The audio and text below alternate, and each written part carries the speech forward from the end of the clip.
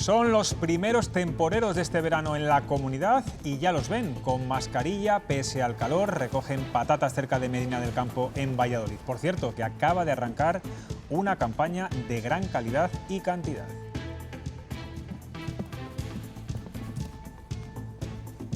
¿Qué tal? Buenas tardes. Esa imagen en el campo va a ser muy habitual a partir de ahora y más cuando llegue la vendimia. Las mascarillas se están convirtiendo en ese instrumento esencial para combatir al coronavirus y hasta en las playas de Andalucía van a ser obligatorias. Es 14 de julio y la actualidad política es un no parar. Los líderes independentistas catalanes presos pueden pasar a un régimen de semilibertad. El gobierno presiona a la Casa Real por el rey emérito. Sánchez se la juega en Europa para conseguir fondos con condiciones flexibles y hoy entrevistaremos a Borja Sémper, el exdirigente del PP vasco, nos hablará de su decepción de la política y sobre la figura de Miguel Ángel Blanco. De momento nos vamos a la Consejería de Sanidad. Ahí está Estefanía Ureña. ¿Cuál es la última hora del brote en Valladolid con 20 contagiados? La última hora, José Luis, es que siguen siendo efectivamente 20 los positivos, pero lo que ha aumentado es el número de casos en estudio. En un día hemos pasado de 33 a 45 personas. Los Reyes visitan mañana Soria y Vinuesa en su periplo por las comunidades autónomas. Los vecinos de esta localidad esperan que la visita de los monarcas sirva para atraer turistas en esta parte de la España vaciada. Y espero que surja efecto en la provincia, en la zona y nos echen una manita que la necesitamos. Se han acordado de nosotros, de la Soria vaciada. Pues vamos a ver, a Vinuesa será un pueblo bonito, tendrá algo, ¿no? Y siguen bajando las temperaturas. Esta noche y mañana serán más frescas de lo normal para esta época del año. Eso sí, a partir del jueves empiezan a recuperarse y el fin de semana vuelve el calor.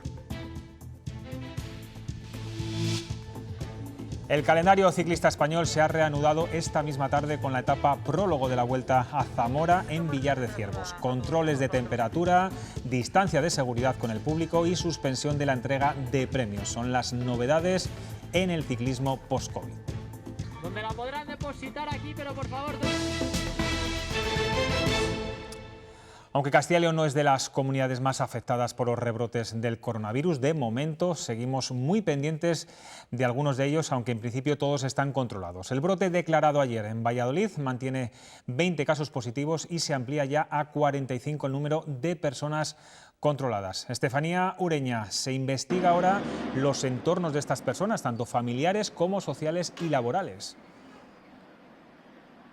Sí, José Luis, y de lo que se desprenda de ese control, pues así serán las decisiones que se vayan tomando. El brote sigue activo, el servicio de epidemiología continúa con la vigilancia y, como bien decías, de 33 personas en estudio que había ayer, se ha pasado a 45. A todos ellos se les está preguntando por esos posibles contactos que hayan podido mantener. 45 personas en estudio, repetimos, pero lo cierto es que son 20 las que han dado positivo en las pruebas PCR. Hoy mismo el alcalde de Valladolid, Óscar Puente, confirmaba, a pesar de todo esto, decía que el brote en Valladolid está controlado.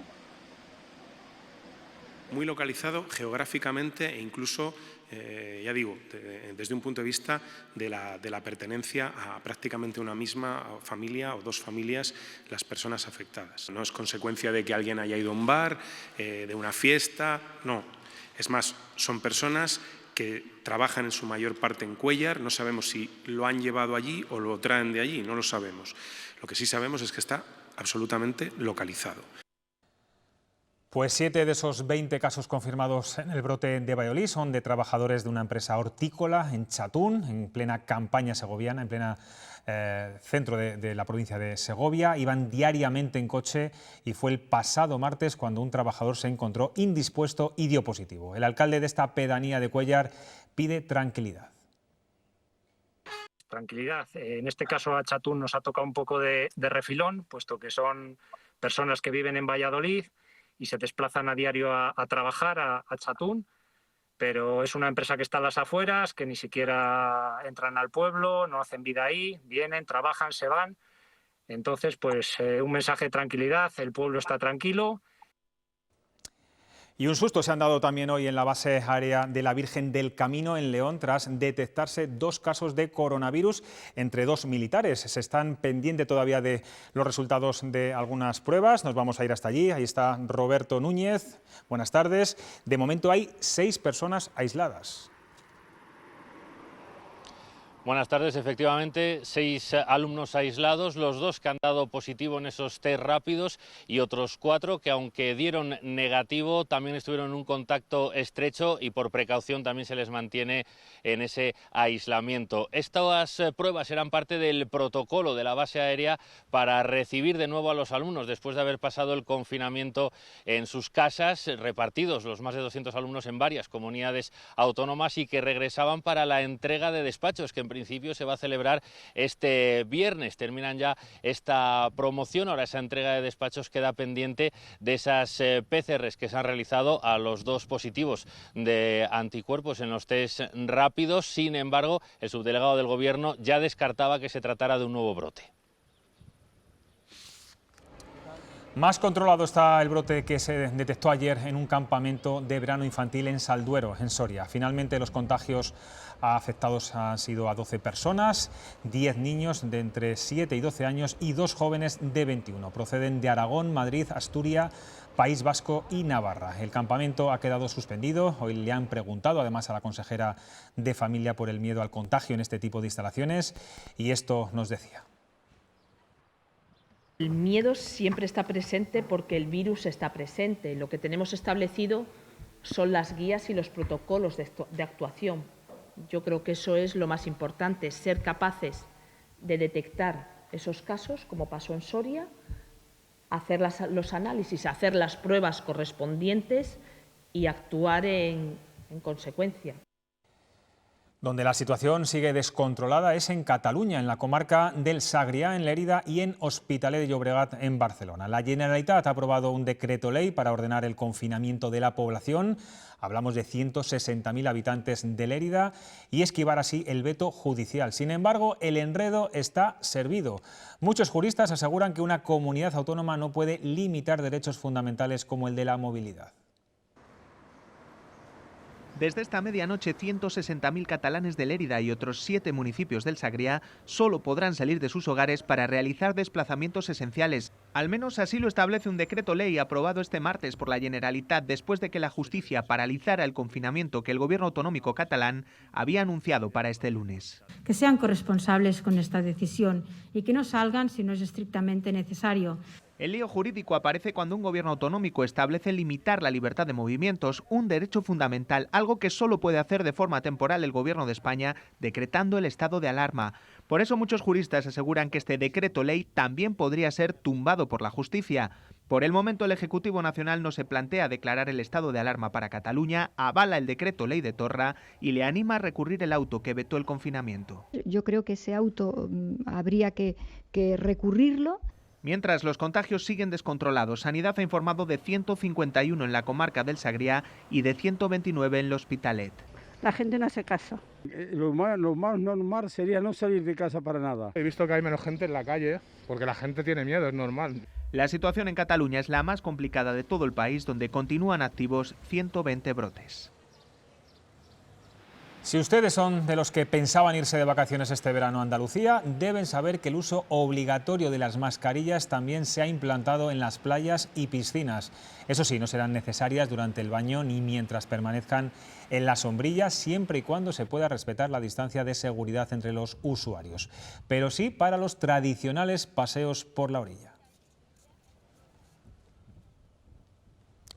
Una mujer usuaria de la residencia mixta de Miranda de Ebro ha dado positivo por COVID-19 y se encuentra aislada y evaluada por la gerencia. Tras conocerse el positivo, Sanidad ha realizado el test a todos los usuarios y trabajadores del centro con los que tuvo contacto más o menos estrecho y todas las pruebas han resultado negativas. En cualquier caso, y por precaución, en estos momentos hay 29 residentes en aislamiento, aunque sin síntomas de coronavirus. Y es que volver a la normalidad en los centros de mayores no es tarea fácil. La Consejería de Familia ha publicado una guía de actuación en las residencias y centros de día, contempla la reanudación de las actividades de forma normalizada y, entre otras medidas, disponer de un profesional de enlace entre la residencia y el centro de salud. 24 horas al día, los 7 días de la semana tendrá que estar disponible el profesional de enlace de cada centro. Además tendrán que disponer también de un plan de contingencia, de formación adecuada para los profesionales, poner especial énfasis en las medidas de higiene y de prevención y mantener una comunicación fluida con los familiares. Un brote se considerará cuando un único usuario esté contagiado, momento en el que se vetarán las visitas con excepción de aquellos residentes que se encuentren en fase terminal. Atención, ojo, porque aquellos residentes que decidan salir de vacaciones a su vuelta tendrán que estar asintomáticos y realizarse la prueba PCR en el centro de salud. En el caso de que el resultado sea positivo, solamente podrán volver a ingresar si el centro cuenta con zona COVID. Ya se conoce el número de fallecidos en Castilla y León durante los meses de mayo y junio, 4.718 según los registros civiles. Es una cifra ligeramente superior a la del año pasado. El Tribunal Superior de Justicia estima además que de ellos 500 fallecieron a causa del coronavirus o con síntomas compatibles. Son unas cifras similares a las que ofrece la Junta, que hoy recoge 400 muertes más que cuando comenzó el mes de mayo. La Universidad de Salamanca es la primera de España en elaborar un estudio sobre el impacto del coronavirus. Se trata de conocer el alcance del virus y para ello está llevando a cabo una gran prueba serológica para conocer el seguimiento de anticuerpos entre profesores y alumnos. Una tarea que también servirá para ver qué decisiones tomar si hubiera algún rebrote. Respuesta masiva al llamamiento de la Universidad de Salamanca a su personal para llevar a cabo el primer gran estudio en una institución académica sobre el impacto del coronavirus. Obtener datos de qué pasó en Salamanca antes del confinamiento y probablemente nos va a permitir establecer estrategias para cuando pueda haber otro rebrote. La campaña se realiza en 3 fases. En esta primera, hasta el viernes, están llamados 600 profesores y miembros del PAS de las facultades biosanitarias, todos concienciados. Qué menos que participar y además, bueno, pues yo qué sé, animar también a todo el mundo que se lo haga, si es posible. Creemos que es importante conocerlo y saber la prevalencia que tiene la enfermedad. La universidad asume un proyecto de esta envergadura gracias a que se lleva a cabo con voluntarios de la propia institución. Yo soy enfermera y me parecía que era una buena decisión ser voluntaria. Un día más para nosotros. El riesgo lo estamos teniendo a diario en nuestra profesión, en el hospital, lo llevamos teniendo ya meses. Entonces, pues bueno, creo que es una labor buena para todos. Y los compañeros van cogiendo los datos y nosotros simplemente vemos punción. Tras esta primera fase se pone en marcha una segunda en septiembre destinada a los alumnos de titulaciones sanitarias y en la tercera, entre septiembre y octubre, profesores y alumnos de todos los campus.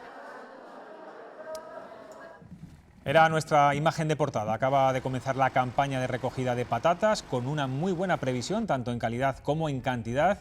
Y ahí vemos en la localidad vallisoletana de Ramiro a los temporeros con la mascarilla puesta a pesar de las duras labores que tienen que realizar y el calor de estos días. Una imagen que se repetirá también en la vendimia. Esta campaña arranca con mucha expectación y sobre todo finalizará en octubre. Castilla y León es la comunidad productora mayor de España.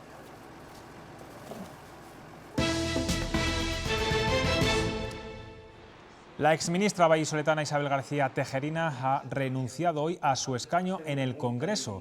El pasado mes de marzo había fichado como asesora por una consultora y de esta forma quiere dedicarse a la actividad privada. Y otro político que deja la política, que la dejó hace unos meses, es el exlíder del PP vasco, Alfonso Alonso, que ha fichado también por otra consultora, la del exministro socialista José Blanco. El propio Blanco lo ha anunciado hoy en una emisora de radio.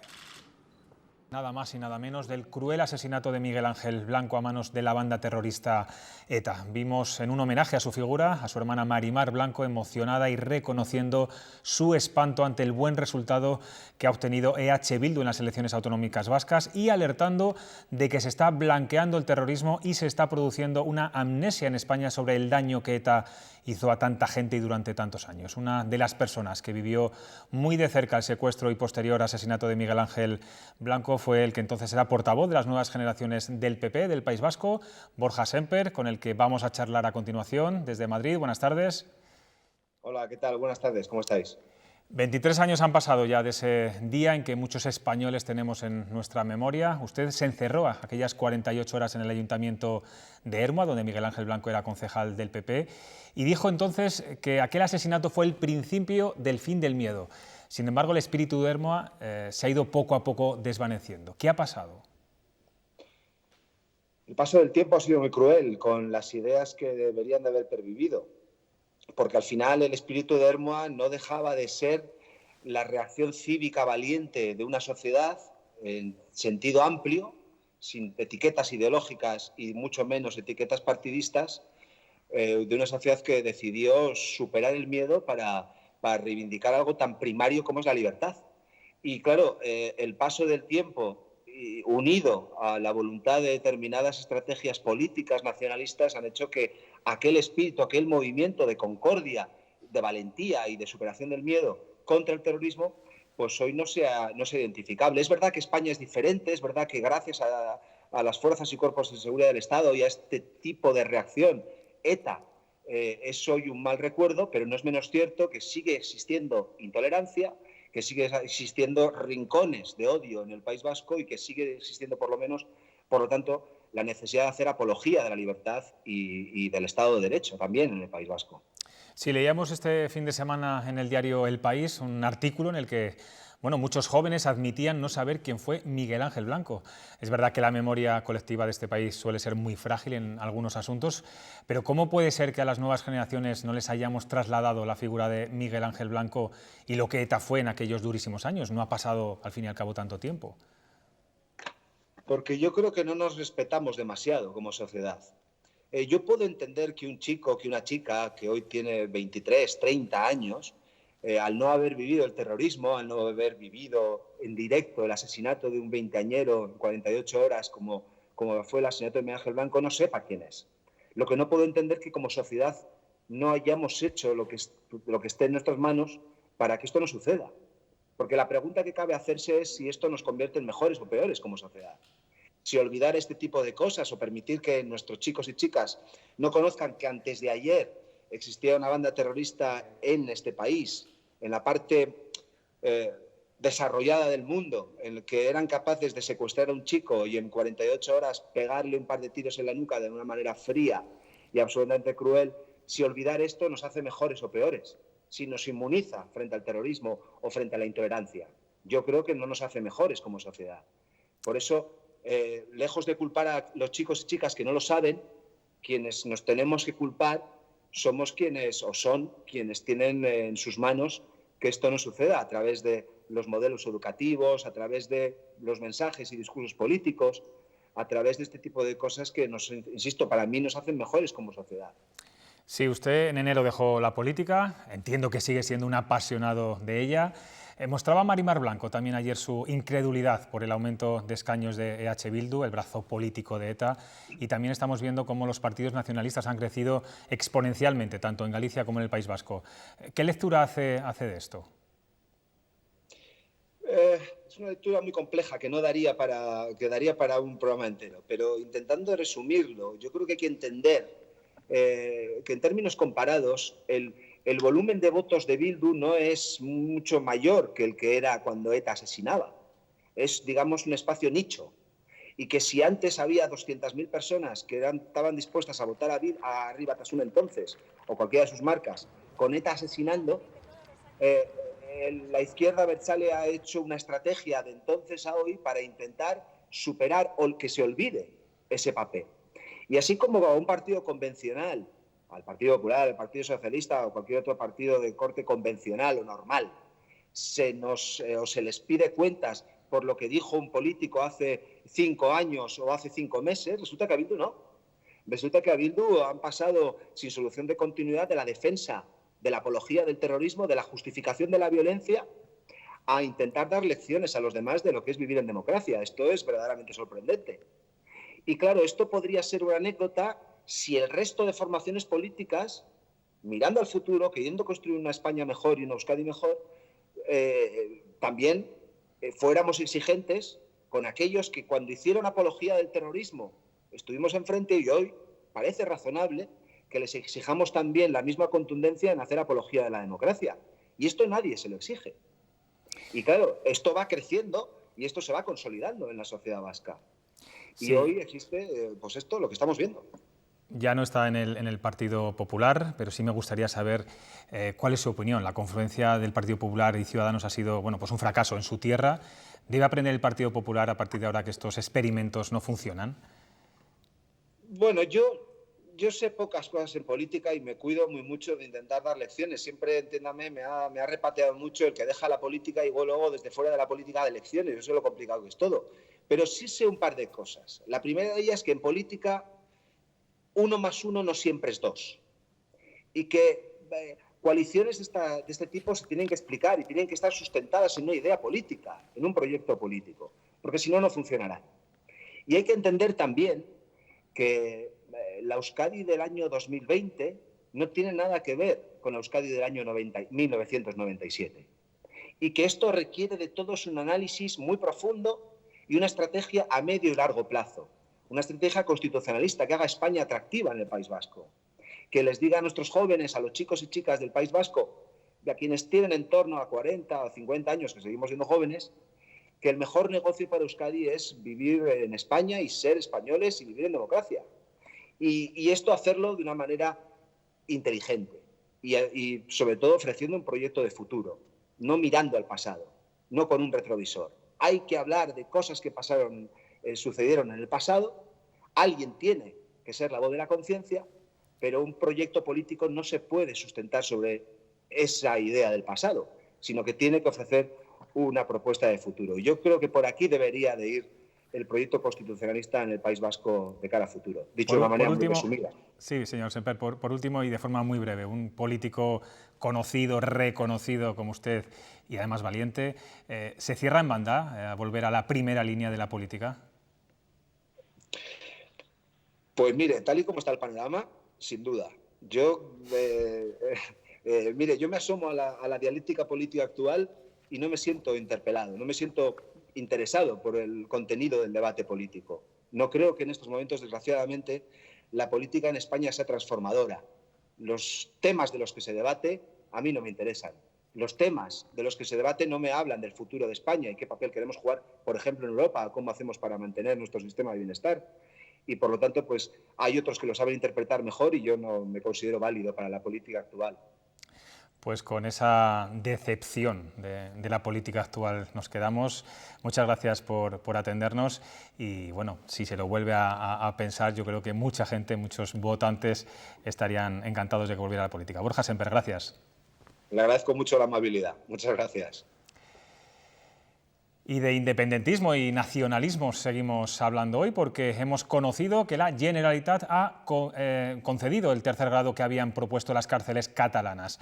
Se trata de un régimen de semilibertad al que podrán acogerse los 9 líderes independentistas condenados por sedición. Con esta nueva clasificación, los presos del 1 de octubre, a quienes el Tribunal Supremo condenó a penas de hasta 13 años de prisión, solo tendrán que ir a la cárcel a dormir de lunes a jueves. Fue uno de los escándalos de corrupción más mediáticos del PP de Madrid hace 8 años y hoy sabemos que un juzgado de Estepona ha archivado el caso del ático de Ignacio González. El juez sostiene que no están justificados los delitos de cohecho y blanqueo por parte del expresidente madrileño, su esposa y el presidente del Atlético de Madrid, Enrique Cerezo. La gira de Pedro Sánchez para recibir apoyos al Fondo de Apoyo Europeo ha llegado hoy a Berlín. Tras el poco éxito de la reunión de ayer con el primer ministro holandés, el presidente ha encontrado más respaldo en Angela Merkel. La canciller alemana ha insistido en la necesidad de colaboración entre los países de la Unión para superar los problemas que ha generado la pandemia. El Consejo Europeo da comienzo este viernes y en él se decidirá si finalmente se realiza esa ayuda económica para los países más afectados por el coronavirus, como por ejemplo España. Pedro Sánchez se ha reunido hoy en Berlín con la canciller alemana Angela Merkel. Evidentemente no habrá recuperación si no hay unidad, si no hay acuerdo.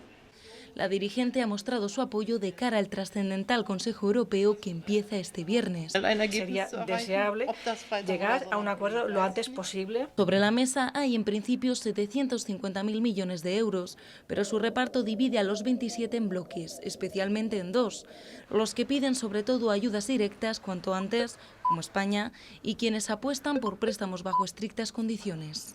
Es la postura de los llamados países frugales del norte: Suecia, Austria, Dinamarca y Holanda.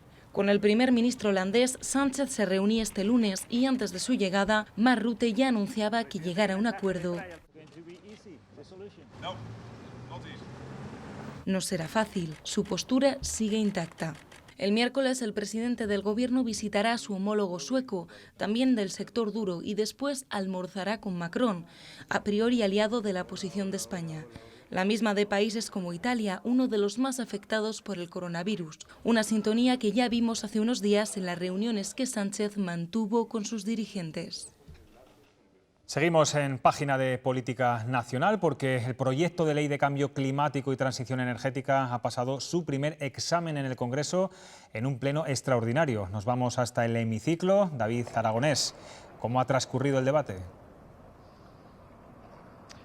Hola, buenas tardes. La jornada ha transcurrido como se esperaba. El Congreso ha rechazado con 296 votos en contra la enmienda a la totalidad presentada por Vox, que se ha quedado solo ante un proyecto que consideraba como liberticida.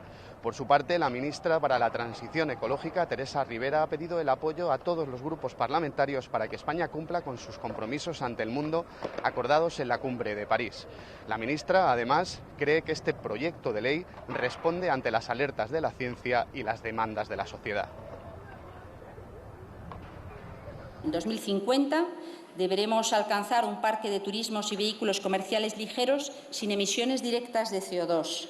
En línea con las pautas europeas, la demanda social y el desarrollo tecnológico, no más tarde de 2040, los vehículos deberán ser 0 gramos de CO2 por kilómetro recorrido. El despliegue de renovables ayudará además frente a los retos de España, hacer frente a los retos de la España vaciada y a la despoblación de las zonas rurales, aportando equilibrio territorial. Y del Congreso nos vamos al Senado. El ministro de Transportes y Movilidad ha reiterado allí el compromiso del Gobierno con la línea de alta velocidad Burgos-Vitoria. Dice Ábalos que tuvieron que suspenderse los trámites de la declaración de impacto ambiental para añadir una serie de requerimientos y que, de no haberlo hecho, habría tenido que empezarse de cero. Lo que no hemos podido concluir todavía son otras tareas relacionadas con el censo de aves rapaces y esteparias, la estimación de la población del bisón europeo en la zona y las prospecciones de campo de ciertas especies vegetales. Esto ha sido debido porque, como le decía antes, para realizar los estudios hay que adaptarse a los ciclos biológicos, pero ratificar también la voluntad de que en el tramo de línea de alta velocidad Burgos-Vitoria continuamos con los trámites necesarios para la aprobación del día. Ante las nuevas informaciones sobre el rey Juan Carlos, hoy unas grabaciones que publica OK Diario en las que Corina Larsen relata la obsesión del rey emérito con el dinero, el Gobierno reitera su posición. Las informaciones son perturbadoras, colaborarán con la justicia y sobre la salida de Zarzuela dicen lo siguiente.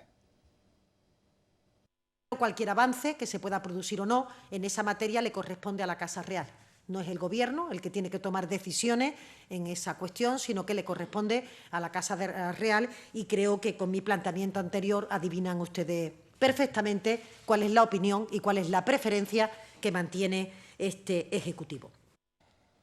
Pues en medio de toda esta polémica, los reyes de España recalarán mañana en Soria. En la capital celebrarán los 900 años de la fundación de la ciudad, pero antes estarán en una de las localidades más turísticas de la provincia. Fernando Orte. Vinuesa va a ser la primera parada de los reyes don Felipe y doña Leticia en toda Castilla y León, en esa gira que están llevando a cabo por diferentes puntos de España. En esta escuela que tengo a mis espaldas presidirán una reunión sobre despoblación. Después darán un paseo por la localidad pinariega, que hace 36 años ya recibió la visita de los reyes eméritos don Juan Carlos I y doña Sofía. Los bisontinos se preparan para recibir 36 años después la visita de unos reyes de España. Es un orgullo y espero que surja efecto en la provincia, en la zona, y nos echen una manita que la necesitamos. Algunos vecinos ya vieron a los hoy reyes eméritos cuando inauguraron esta plaza Juan Carlos I. Y nos vestimos de piñorra, nos pusieron aquí adelante en unas vallas, las primeras, y estuvimos viendo a los reyes. Estuvo sensacional, fue fantástico. Estaba la peña de toda la comarca. Don Felipe y doña Leticia llegarán a Vinuesa en helicóptero. Su primera parada será el colegio, donde presidirán una reunión para hablar de despoblación. Que podamos visibilizar todas las carencias que tenemos, todas las necesidades y sobre todo que se vea toda la realidad de no solo Vinuesa, sino todos los pueblos de Soria. También recorrerán algunas calles para hablar con la gente del pueblo. Y que quizá ahí les puedan exponer más informalmente la realidad de los pueblos. Después, sus majestades los reyes pondrán rumbo a Soria capital.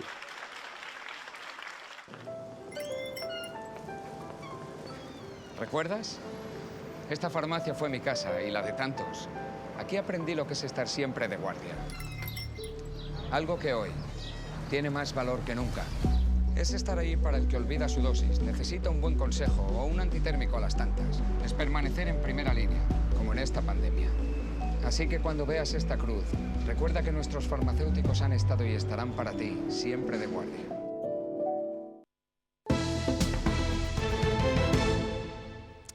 ¿Se imaginan que al coger un taxi les puedan decir por adelantado el precio de la carrera como ocurre en otros lugares? Pues bien, los taxis en Castilla y León podrán tener tarifas cerradas también dentro de las propias ciudades. La Junta abre la puerta al sector para que implante esta medida. Ahora serán los ayuntamientos quienes tienen que decidir si se adapta a los nuevos tiempos y de paso competir con plataformas muy exitosas como Uber y Cabify.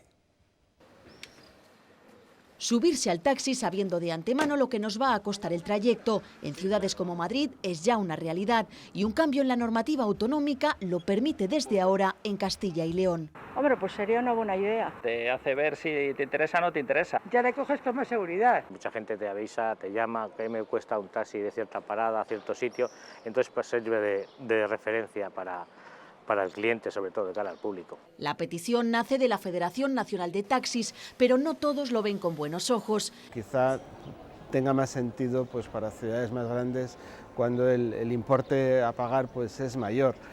En todo caso, yo creo que es positivo que se pueda establecer. Ahora yo creo que las asociaciones de taxi y los ayuntamientos se sentarán a decidir si es necesario en una determinada ciudad o no. Es una manera de uberizarse y competir con las grandes plataformas que ya funcionan con precios cerrados. Tú lo sabes cuando montas y es independiente de que haya un atasco, de que haya llueva o que no. Y es siempre así, es decir, no cambia pues porque ese día haya un congreso y haya mucha demanda, es decir, que es la diferencia con las plataformas tecnológicas, que ellas mismas, la propia plataforma cambia el precio. Aún así, el taxímetro seguirá funcionando y una vez que lleguemos al destino abonaremos la cantidad menor, la que marca el taxímetro o la que hemos contratado antes de emprender el viaje. La mayoría de los comercios comenzaron las rebajas el 1 de julio, algunos incluso se adelantaron a esa fecha para dar salida a todo el stock que no pudo vender en el confinamiento, pero las rebajas de este año tienen un fantasma detrás, la incertidumbre, y eso se nota especialmente en el sector del comercio de ropa. Desde la Federación de Empresarios del Comercio burgalés aseguran que las rebajas no están yendo nada bien, no se vende apenas. Dicen que el año pasado por estas fechas cada burgalés gastaba de media entre 90 y 100 euros en este periodo y este verano, en lo que llevamos de rebajas, apenas están dejando 70 euros por personas. El sector que más está sufriendo es el textil. La ropa y el calzado no pasan por su mejor momento.